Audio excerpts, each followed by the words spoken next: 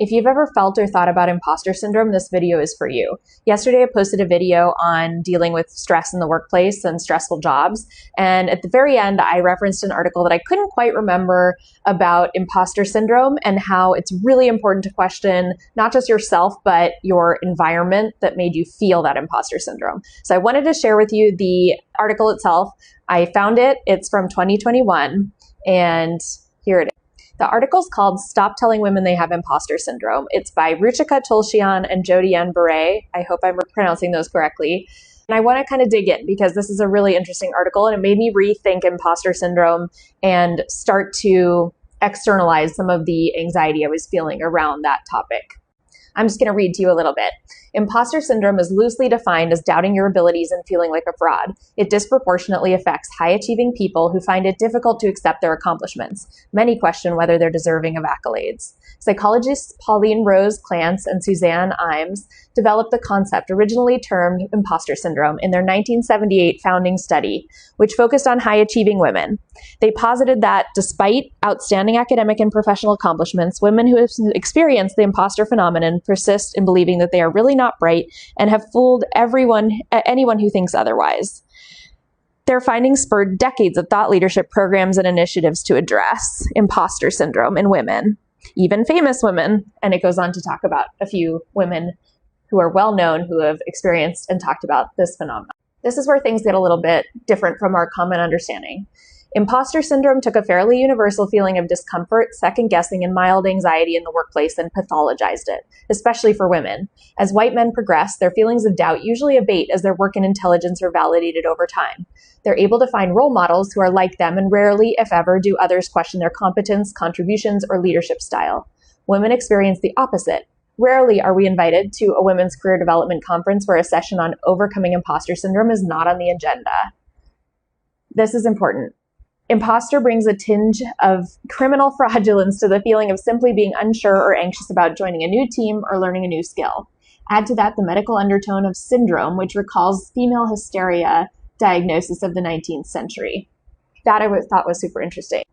Although feelings of uncertainty are an expected and normal part of professional life, women who experience them are deemed to suffer from imposter syndrome. If women demonstrate strength, ambition, and resilience, our daily battles with microaggressions, especially expectations and assumptions formed by stereotypes and racism, often push us down. Imposter syndrome as a concept fails to capture this dynamic and puts the onus on women to deal with the effects. Workplaces remain misdirected towards seeking individual solutions for issues disproportionately caused by systems of discrimination and abuses of power.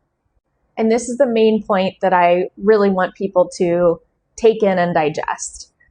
The answer to overcoming imposter syndrome is not to fix individuals, but to create an environment that fosters a variety of leadership styles and in which diverse racial, ethnic, and gender identities are seen as just as professional as the current model, which Opie describes as usually Eurocentric, masculine, and heteronormative.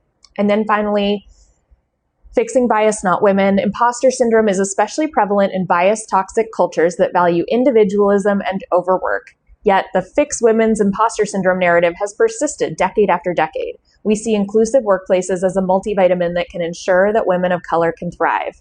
Rather than focus on fixing imposter syndrome, professionals whose identities have been marginalized and discriminated against must experience a cultural shift writ large. What I think is so amazing about this article is that if you've been a working woman or a woman in school for the past 30 years, it sounds like, or maybe even 40 years if this started in 1978, you have heard about this concept and probably applied it to yourself.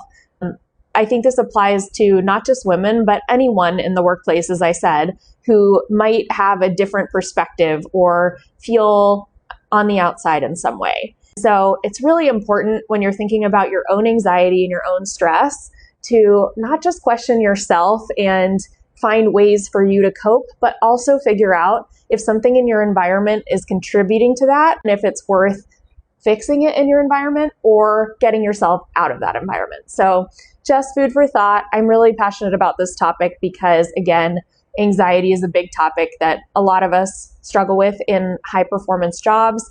And I'd love to hear your thoughts and to better understand if imposter syndrome is something you struggle with. If this resonates, let me know, and I'd love to continue the discussion.